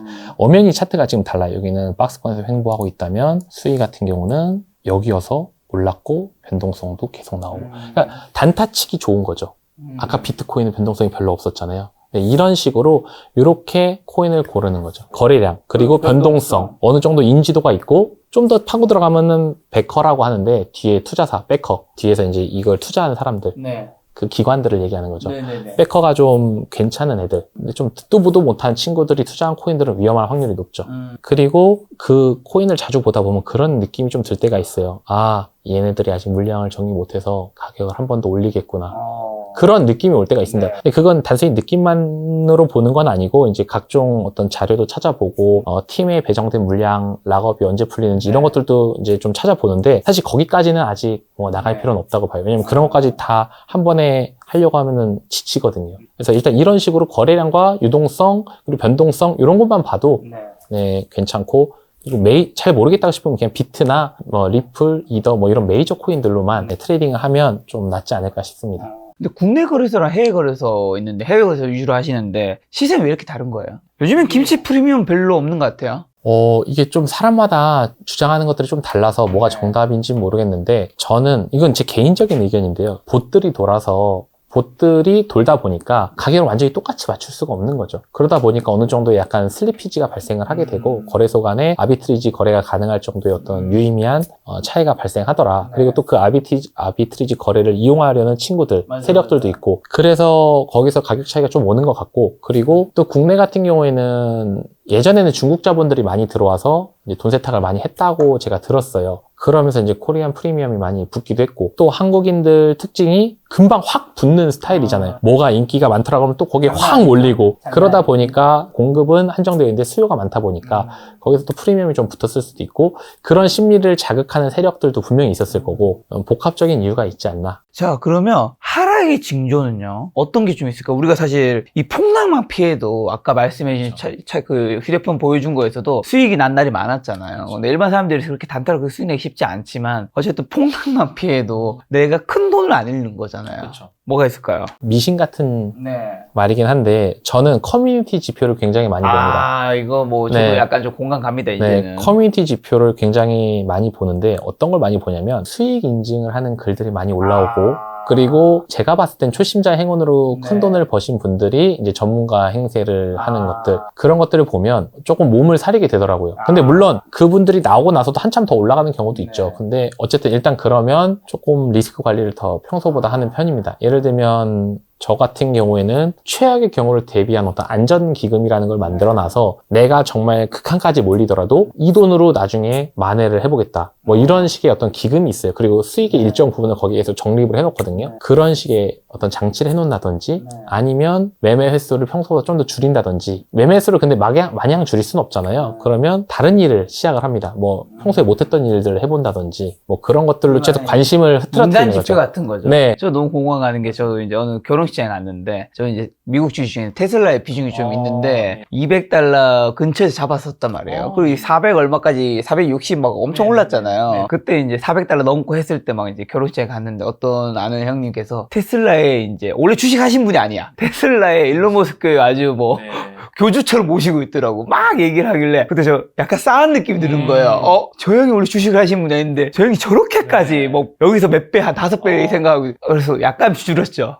제 실수는 더 줄였어야 되는. 훌륭하시네요, 그래도. 제가 여태까지 보니까 뒤늦게 비싼 가격에 사신 분들이 꼭 비트코인도 마찬가지로 이게 정말 제가 좋아하는 말인데 뒤늦게 들어온 사람들이 꼭 고점에 사가지고 비트코인은 찬양자가 되고 막 비트코인의 효능 뭐 이런 것들을 얘기하고 근데 좀 약간 이해가 안 가는 거예요. 왜 쌀 때 안 사고 네, 이제 와가지고 제일 이해가 안 가는 부분 중에 하나죠. 그런 인간 지표 말고 비트코인 선물 차트, 바이낸스라든가 뭐 거래량 알트코인 차트, 코리안 프리미엄 뭐 이런 것도 있다면서 이게 무슨 얘기예요? 이 코리안 프리미엄 같은 경우에는 코리안 프리미엄에 붙으면 붙을수록 장이 과열됐다는 얘기이기 때문에 사실은 위험한 거죠. 지금처럼 정적일 때, 그러니까 코프가 거의 없을 때가 사실은 뭐 투자를 하기에 좋은 시기인 거지 코프가 막 20% 10% 붙었을 때는 사실은 몸을 살아야 될 때입니다. 2017년도에도 12월 달에 코프가 50%까지 오르고 막 그랬거든요. 해외보다 우리나라가 50% 더 비싸게 주고 사는데도 사람들이 막 사는 거예요. 이해가 안 가시죠? 저는 7, 8% 붙을 때도 이거 다시 반영될 텐데 어떡하지? 막 그런 생각이 네. 들었는데 근데 그때 막 50%까지 붙고 정말 여지없이 1월 달에 엄청난 폭락이 오면서 19,000불에서 12,000불까지 빠졌다가 많은 분들이 그때 큰 손실을 입고 이제 떠나갔고 뭐 정말 안 좋은 사례는 자꾸 리플 얘기를 들어서 그런데 리플이 최근에 정말 많이 올라와서 저희도 놀라고 있지만 뭘까요? 원래 리플은 항상 300원이었거든요. 저한테는 300원이었는데 가치가 여기 많이 올랐잖아요. 0.4불에서 많이 3.3불까지 올랐고 지금 2.2인데 여전히 비싼 거죠. 지금 3,000원대니까 원화로. 근데 리플이 3,000원 간다는 생각을 해본 적이 없어요. 저는. 2017년도에 항상 300원이었고 그리고 코프 50% 받아가지고 4,900원 찍은 게 최고가였거든요. 업비트에서. 저 가격은 다시는 못 온다. 저는 그렇게 항상 생각을 했었어요. 리플 왜 이렇게 안 좋게 보세요? 안 좋게 보는 게 아니라 트레이딩을 오래 하고 이 시장에 오래 있으면 그냥 코인에 대해서 좋게 바라볼 수가 없어요. 사실은 워낙 안 좋은 사례들을 많이 봤으니까 먹튀, 러그풀, 덤핑, 사기꾼들 그래서 너무 그런 사례를 많이 봐왔으니까 그래서 초심자의 행운이 발생하는 이유도 아직 그런 걸 못 경험해 봤으니까 이 시장이 얼마나 위험하고 더러운지 저희는 경험을 해봤잖아요. 그리고 실제로 승승장구 하시다가 한순간에 다 잃고 떠나신 분도 봤어요. 제가 무슨 생각이 들었냐면 저는 지금도 방송에서 그런 얘기를 해요. 제가 아침에 매매를 할 때 오늘이 내 매매의 마지막 날이 아닐까라는 생각을 한다. 그리고 나는 매매가 아직도 두렵고 무섭다. 이 시장에서 언제 내가 그렇게 퇴출당할지 모르니까. 충분히 많이 보셨을 텐데 그만 하고 싶지 않으세요? 지금 사실 가족분들과 경제적 자유하기에 자녀대까지도 충분히 가능할 것 같은데 약간 삶의 의미가 없어요. 그러면. 내 일이 사라지는 거니까 어떻게 보면 그런 것도 있고 그리고 제가 목표로 세웠던 거 45살까지 이거를 한번 달성해보고 싶다. 되든 안 되든 달성을 해보고 싶다라는 어떤 개인적인 그 목표가 1,000억이 아니지 생각합니다. 개인적인 추측입니다, 여러분. 나신님의 의견과 무방하니까 그냥 다르게 생각하시면 됩니다. 한번 만들어보고 싶다라는 생각은 있죠. 근데 뭐 못 달성하면 거기서 그냥 끝내는 거고 그 다음부터는 사실 또 제 인생의 2막을 또 살아보고 싶은 생각이 있습니다. 하고 싶은 일이 또 있거든요. 지금도 뭐 스레드에서 이런저런 활동을 하지만 그때는 좀 더 재테크가 앞으로 필수가 될 텐데 재테크를 왜 해야 되는지 그리고 어떻게 올바르게 내가 공부를 해야 되는지 그런 것들을 좀 해보고 싶어요. 나중에는. 비트코인 선물 차트는요? 바이낸스에서? 선물 차트를 가지고 하락장을 판단하는 방법이 저는 일단 가장 중요한 거는 이전 전고를 계속 못 뚫고 내려올 때 이전 전고, 그러니까 우리가 쌍고라고 하죠. 이렇게 산 모양, M자 모양이잖아요. 그 이전 전고를 계속 못 뚫을 때, 우리가 보통 그럴 때 두들겨 맞거든요. 지금 딱 이런 차트죠. 이전 전고를 재차 뚫으려 했다가 못 뚫었잖아요. 조정이 왔잖아요. 예전에 여기서도 마찬가지로 그랬고요. 6만 대일 때도. 물론 이걸 또 돌려보면 2021년도 당연히 이전 전고를 살짝 뚫은 거죠. 살짝. 네. 혹시 이런 건 알 수 있나요? 조금이라도 뭐 늘 여러분 따시님 말씀하신 건 확률적인 거예요. 제가 봤을 때는 전 단타는 확률이 되게 중요하거든요. 확률이 있을 때 좀 더 베팅하고 좀 없을 때는 안 베팅하거나 작게 들어가거나 하는 건데 이렇게 뚫을지 안 뚫을지 뚫고 이제 더 올라갈지 안 올라갈지 모르잖아요. 요거 좀 뚫었을 때 요거 진짜 좀 더 가겠구나 안 가겠구나 판단하는 좀 뭐 지표 같은 게 있어요? 그게 있으면 다 부자가 됐겠죠. 그게 있으면 부자가 됐겠죠. 근데 이것도 그 사람들도 확률적인 거예요. 그렇죠. 확률상 이게 70%, 30% 이런 식으로 자기만의 기준을 가지고 판단을 하는 거고 그거에 따라서 베팅을 하는 거고. 그렇죠. 그거 여쭤보는 거예요. 그게 70%인 뭐 그런 확률이. 근데 이거는 단순히 지나간 차트만 보고 하기엔 좀 어렵고요. 그 당시에 이 호가창이라고 있는데 이 호가창을 얼마나 빠르게 깨부시고 올라가는지 그리고 호가창에 매물이 얼마나 쌓여있는지 그리고 우리가 코베 프리미엄이라고 하는데 코인베이스 프리미엄은 얼마나 붙어 있는지 그러니까 이 사람들이 얼마나 지금 비트코인을 강하게 원하고 있는가 이런 것들을 복합적으로 좀 봐야 되고 거기에 플러스 알파로 예전에는 나스닥과 커플링 되어 있는 경우가 많았기 때문에 나스닥의 상황은 어떤지 요즘 나스닥가 좀 떨어져 있더라고요. 네 맞아요. 요즘은 다시 디커플링 왜 됐죠. 그렇게 된 건지 모르겠어요. 사실 저는 나스닥의 움직임이 이런 말 해도 되는지 모르겠지만 트럼프의 어떤 불확실성에서 오는 거에 더 기인하다고 보거든요. 그러다 보니까 사실 지금 이 차트만 가지고 우리가 뭔가를 판단하기엔 너무 애매한 상황인 거예요. 왜냐면 트럼프가 갑자기 내일 또 이상한 소리 하면 떨어질 수도 있는 거고 그렇죠. 비트코인 이스 굿 이러면 또 오를 수도 있는 거잖아요. 네. 그렇기 때문에 요즘은 너무 투자하기 힘들다. 좀 안정적인 사람이 대통령이 돼야 된다. 미국 대통령이. 너무 어렵다. 자, 그러면 혹시 폭락장에서 아까 말씀하신 청산 당하는 사람들의 패턴은 좀 어떻게 되고 어떻게 좀 대응해야 될까요? 폭락장 우리가 사실 코인 하면 청산을 당하는 케이스는 제가 보니까 다 궁극적으로 하나로 다 귀결돼요. 욕심. 네, 욕심입니다. 그러니까 욕심을 덜어내야 되는데 단기간에 큰 돈을 벌고 싶어 하기 때문에 리스크를 짊어질 수밖에 없고 비트코인 같은 경우는 많이 빠지면 하루에 뭐 단기간에 20%씩 빠지는 경우도 있는데 사실 레버리지 3배만 써도 20% 빠지면 버티기 쉽지 않아요. 근데 보통 레버리지 3배 안 쓰죠. 10배, 20배, 뭐 많이 쓰신 분들 50배 이렇게 쓰잖아요. 사실 그거는 정말 말이 안 되는 겁니다. 그런 분들은 평소에 횡보할 때는 잘 벌죠. 왜냐면 좀만 버티면 살려주니까. 하지만 한 번씩 오는 하락장에서 보통 대부분 청산을 당합니다. 그런 분들은 개과천선이 안 돼요. 왜냐? 내가 그렇게 단기간에 큰 돈을 벌어본 경험이 있으니까 도파민 때문인지 뭔지는 모르겠지만 안 고쳐지더라고요. 작게 버는 건 진짜 하찮게 느껴져요. 네, 네. 맞아. 내가 이거 벌어서 뭐해? 이런 생각이신 거죠. 이때 내가 50배짜리 10배짜리 했으면 이게 얼마야? 네. 근데 그거는 정말 트레이딩에 있어서 지향해야 되는 거라고 봅니다. 절대 따르면 안 되는. 꾸준히 조금씩 벌어가야 내가 하락장에서도 버틸 수 있고 그 위기를 넘어서 내가 그때 자산이 또 퀀텀 점프할 수 있는 건데 그런 것들을 못 버티면 사실은 의미가 없는 거죠. 내가 아무리 평소에 잘 벌어도 한 번에 다 날리면 무슨 의미가 있겠어요. 그러면 그런 거 잘 버티려면 결국 리스크 관리 잘해야 될 텐데 리스크 관리 어떻게 해야 하나요? 시스템화 시켜야 된다. 사람의 마인드라는 거는 그날의 기분에 따라서 충분히 달라질 수 있는 거고 내 상황에 따라서 충분히 변할 수 있기 때문에 시스템으로 내가 만들어 놓고 그거를 지키려고 노력을 해야 된다. 저는 몇 가지의 그런 규칙이 있습니다. 예를 들면 거래소는 최소 3군데 이상 분산해서 쓴다. 그리고 그 거래소 안에서도 계정은 뭐 2개 이상 나누는 경우도 있고 안 나누는 경우도 있지만 가급적 나누려고 한다. 그리고 내가 잃었을 때는 가급적 핸드폰 놓고 나가서 산책한다. 잃었으니까 포지션 정리했으니까 잃은 거겠죠. 확정 수익이 난 거, 확정 손실이 난 거겠죠. 그리고 나서 잃은 금액은 내가 현실적으로 갚을 수 있는 계획을 세워서 내가 예를 들어 하루에 100만 원 버는 사람이 잃었다고 하루에 1000만 원 갚겠다고 하면 말이 안 되잖아요. 하루에 내가 1000만 원 잃었으면 하루에 100만씩 갚을 수 있는 사람이다. 열흘 혹은 2주에 걸쳐서 내가 갚겠다는 현실적인 플랜을 세우고 그거 지킬 때까지는 그 루틴대로 따라간다. 물론 그 시간이 앞당겨질 수는 있겠지만 상황에 따라서 그 다음에 다시 내 패턴대로 돌아온다. 어떤 그런 정해진 룰이 있습니다. 그것들을 자기만의 룰을 만들어서 자기 환경에 맞는 룰을 만들어서 지키려고 노력을 해야 돼요. 기계적으로 생활을 하려고 해야 되고 그러니까 그 기계적으로 생활하는 게 아침에 뭐 정해진 시간에 일어나서 세수하고 양치하고 이게 아니라 매매를 할 때 있어서 내가 흔들릴 때 그 기계적인 룰대로 다시 돌아오려고 의식적으로 노력을 해야 된다는 거예요. 근데 그거를 대부분 못 지킵니다. 그리고 이러시는 분들 보면 굉장히 감정의 기복이 심하다고 해야 될까요?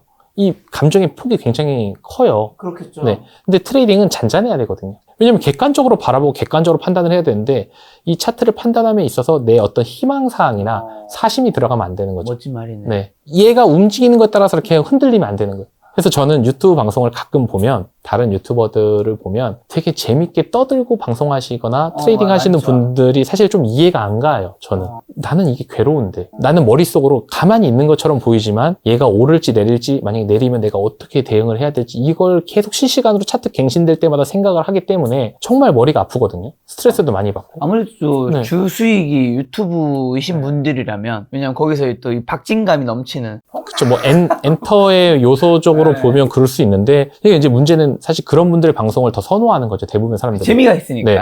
근데 나는 돈을 벌고 싶잖아요. 그럼 재미를 버려야 되는 거죠. 아. 돈 버는 건 재미가 없는 거예요. 근데 사실 저는 네. 나시님 오늘 처음 뵙는데 사석에서는 사석은 아니죠. 어쨌든 이 네. 오프라인에 처음 뵙는 건데 외모를 보고 좀 놀라긴 했어요. 뭔가 저도 이제 이 업계에 있다 보니까 어느 모임에 가든 이제 코인 투자분을 만나 뵐 일이 있잖아요. 코인 투자 하신 분들 특유의 그 외적 특징이 살짝 있어요. 어떤, 저도 궁금하네요. 네. 여러분 모두가 그렇다는 게 아니라 조금 이제 다시 보여주는 거. 가시하는 스타일도 있고 네네. 아니면 외모가 조금 좀 튄다거나 그 다음에 뭔가 어쨌든 느껴지는 것들이 있는데 나시님 딱 만났을 때 뭔가 너무 차분한 동네 아저씨. 모범생 같은 느낌의 맞아요. 네. 그런 느낌 들어서 뭔가 좀 사실은 제가 기존에 만나던 코인 투자하신 분과 약간 결이 좀 다른 느낌? 맞습니다. 사실은 여기 지금 입고 있는 옷도 네. 제가 옷이 별로 없어요. 옷 사는 것도 관심이 없고, 뭐, 액세서리 이거 사는 것도 네. 관심 없어. 와이프가 그 아울렛 가서 옷을 한 벌 사온 거예요, 이거를. 이거 입고 가라고. 김 작가님이 나오신다고 네. 애청자로 감사합니다. 그래서 사모님.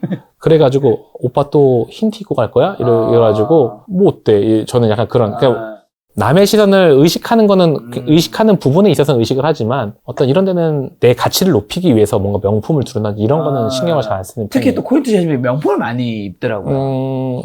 네, 제 주변에도 그런 것 같습니다. 진짜 많이 입더라고요. 네. 저는 모르는 브랜드들이 막 술술 튀어나오는데 그런 브랜드가 저는 있었어 뭐 이러면서. 명품 입는 거를 나쁘게 네. 보지 않는데 온몸을 명품으로 휘두르는 거는 좀 굳이 저렇게까지 할 필요가 예를 들면 흑백 요리사에서도 거기서 히트 쳤던 단어가 요리에도 킥이 뭐냐 이런 거 얘기하잖아요. 어때 핵심이 옷차림에서도 뭔가 킥으로 뭔가 어때 샤넬이 있을 수도 있고 뭐 디올이 있을 수도 있고 뭐 까르띠에가 있을 수 있는데 온 몸이 뭐 샤넬이야.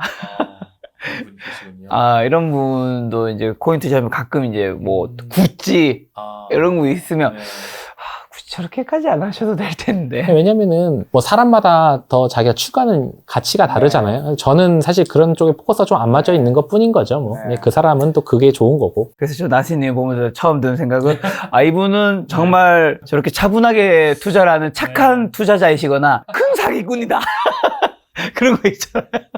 착한 투자자 아니면 정말 나중에 크게 한탕 해먹을 사람. 너무 이제 네. 선하게 보이는 일모셔서 그쵸. 제가 맞아요. 코인 투자하면서 잘 보지 못한 이레귤러 같은 느낌이죠. 네. 본인도 약간 그렇게 느끼시죠? 그쵸. 왜냐면은 제가 유튜브 처음 시작할 때도 네. 다들 만류했어요. 왜 하냐? 너의 노하우를 알려줘서 뭐 하냐? 왜냐면 너의 경쟁자만 만드는 거다.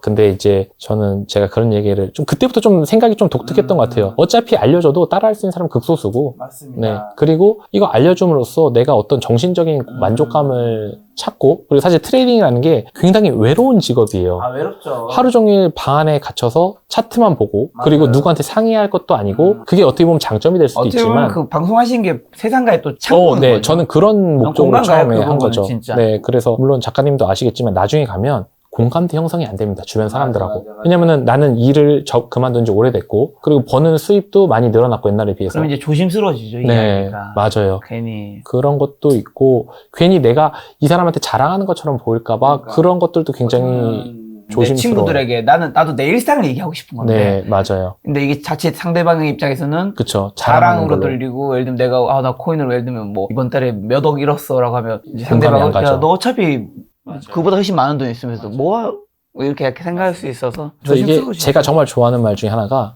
그리고 항상 따르려고 하는 말 중에 하나가, 자랑을 할 거면 자랑비를 내야 된다. 맞아. 네, 저는 그렇게 생각을 하는 맞아요. 사람이고, 그래서 항상 친구들 만나면 제가 가능하면 다 내려고 해요. 돈을. 그리고 좋은 태도십니다. 방송을 하는 것도 제가 수익 인증이나 이런 것들은 자랑이잖아요. 어떻게 보면. 그러니까 제가 아는 것들을 최대한 알려드리려고 하고 유튜브나 뭐 스레드에 댓글 다는 거 그것도 제 어떤 굉장한 노력과 시간이 들어가는 일들인데 그런 것들도 가급적 답변을 다 해드리려고 하고 그리고 유료 강의 안 하려고 하고 네 이런 것들이 자랑비라고 저는 생각을 하거든요. 저도 저 술자리에서 친구들이 자랑하면 네가 사는 거지? 그럼요. 근데 진짜 그래야 됩니다. 네, 진짜 그래야 돼요. 그리고 막 축하해줘요. 그럼요. 진심으로. 좋은 친구들이죠, 그러면.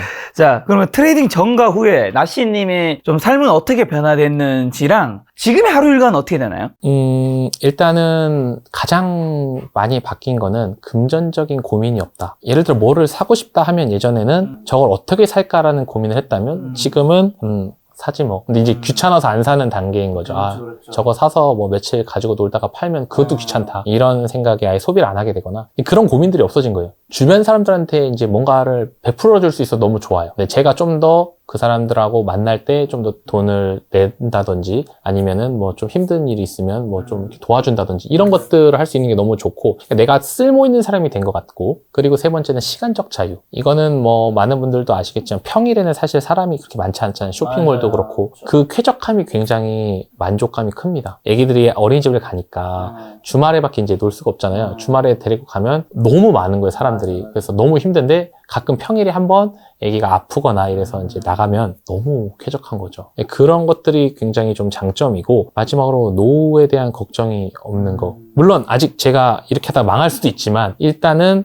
지금 당장으로서 노후에 대한 걱정, 직장 고용에 대한 불안감 이런 것들이 없다는 거. 네, 그런 것들이 사실은 많은 분들이 그런 게 걱정돼서 투자를 하는 거잖아요. 맞습니다. 그것들이 정말 좋은 장점인데 단점도 있습니다. 항상 이 빛이 있으면 어둠이 있듯이 장점이 훨씬 더 크긴 하지만 단점 같은 경우에는 정신적인 고통. 차트를 매일매일 보면 내가 안 샀는데 오르면 포모가 굉장히 오고 떨어졌는데 내가 못 잡으면 거기에서 또 포모가 와요. 그러니까 항상 긴장된 삶을 살아야 돼요. 언제 기회가 올지 모르니까. 또 코인은 24시간 열려있기 때문에 그거에 대한 스트레스가 굉장히 큽니다. 스트레스가 별로 없으신 표정 같으세요. 이거는 이제 많이 저 나름대로 종교가 있으신가요? 아니요.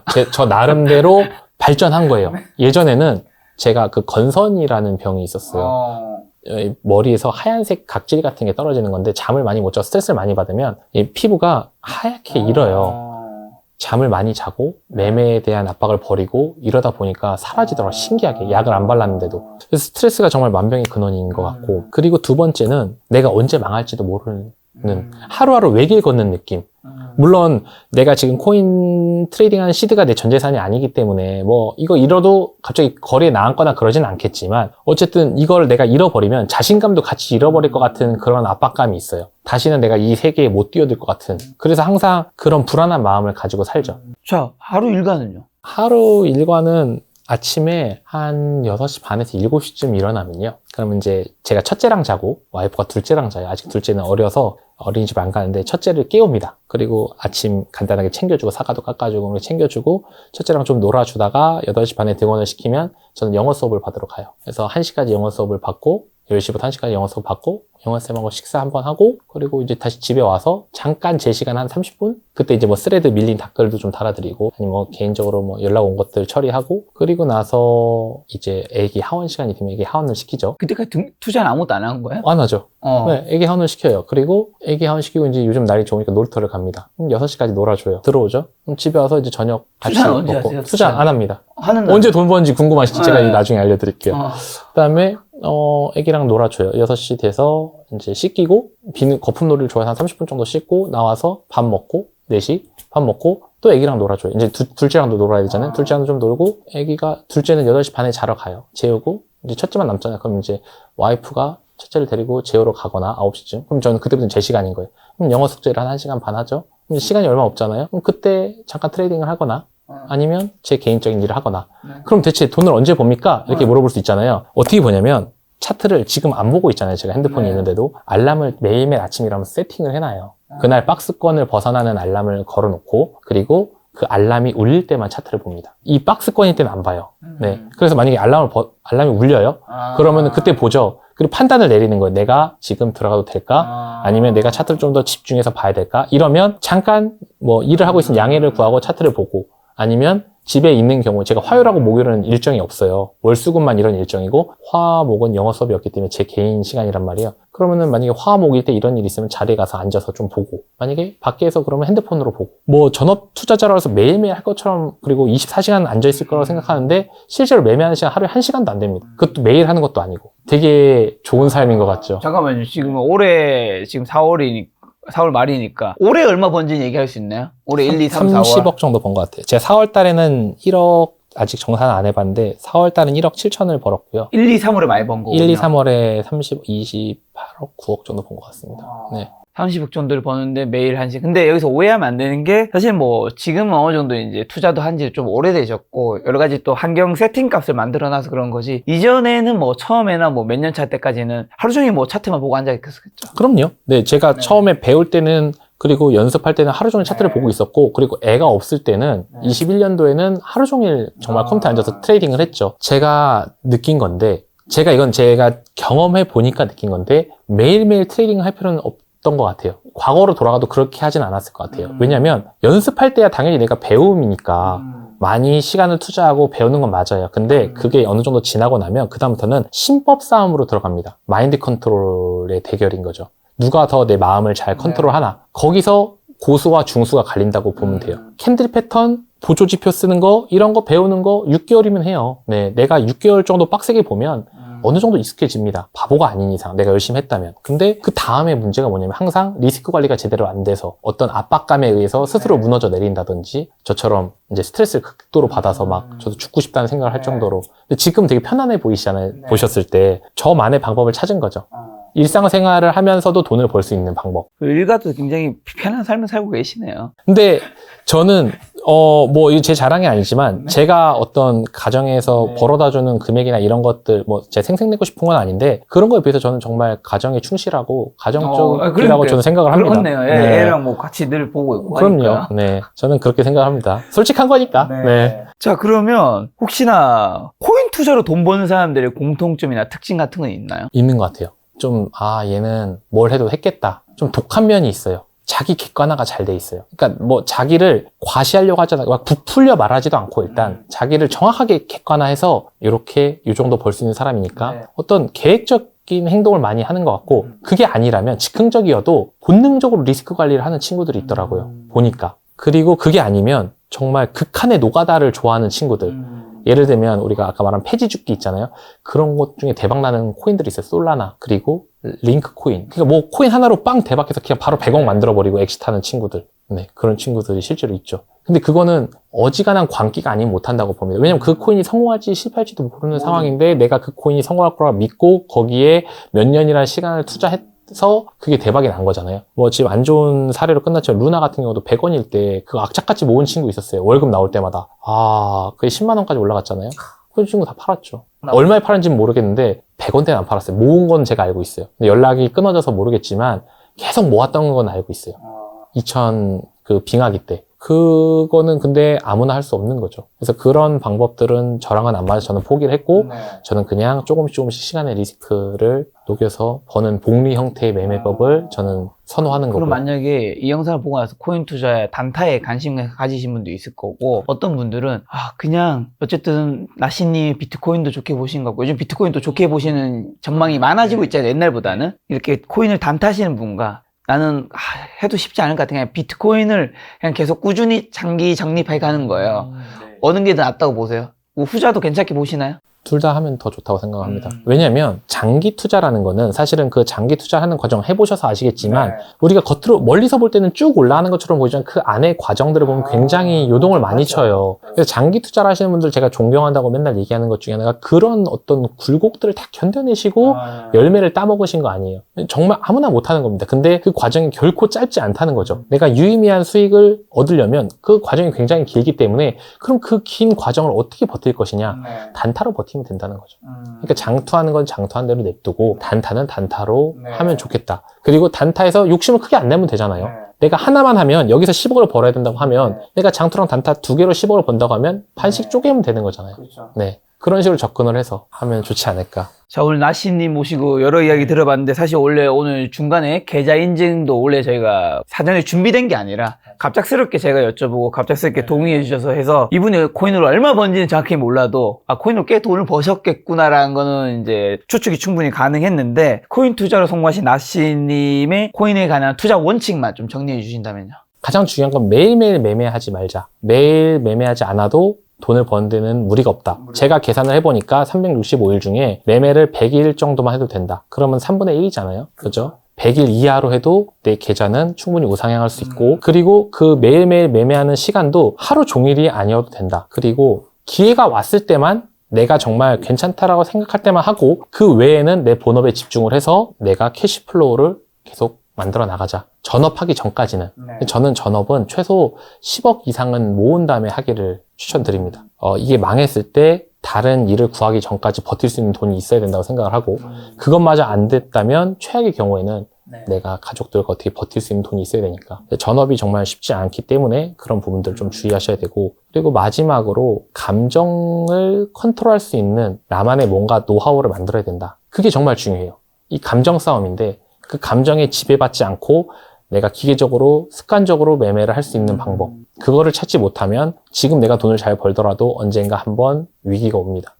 그 위기 때 내가 살아남으면 다행인데 그 위기 때 무너지는 사람들도 많이 봤기 때문에 그런 것들을 좀 주의하셨으면 좋겠습니다. 자, 그리고 자기 본업을 가지신 분도 많잖아요. 예전에 나시님도 본업 직장인이셨는데 본업에서 자기 스펙을 쌓는데 자기 어쨌든 커리어에 집중하시는 분도 있을 거고, 또 반대로 아니면 지금 본업을 하지만 투자에 집중해야 되는 케이스도 있을 텐데 본업에 스펙 쌓는 데 집중해야 될까요? 이런 투자에 집중해야 될까요? 아니면 뭐 둘 다 해야 되는 것 같긴 한데. 너무 슬픈 얘기인데 지금 시대는 하나만 잘해서는 좀 어려울 것 같아요. 맞아. 네, 노동소득, 근로소득만으로 부자가 되기는 너무 어렵고 좀 재테크를 해야 되는데, 사실 재테크도 종잣돈이 있어야 스노우볼이 더 빠르게. 그렇죠. 그래서 본업을 하되 시간을 쪼개서 재테크를 하면 좋겠고, 제가 말하는 거는 본업은 본업대로 하죠. 그러면 재테크할 시간이 없어요. 이렇게 얘기를 하잖아요. 그래서 빨리 해야 된다는 거예요. 결혼하기 전에. 결혼하고 애까지 생기면 제가 해보니까 정말 시간이 너무 없어요. 그러니까 결혼하기 전에, 그러니까 20대 사회초년생일 때부터 재테크를 준비를 해서 내가 35살을 목표로 어느 정도 아웃풋을 만들어 온다는 가정을 해놓고 하면 되는 거죠. 그리고 35이면 제가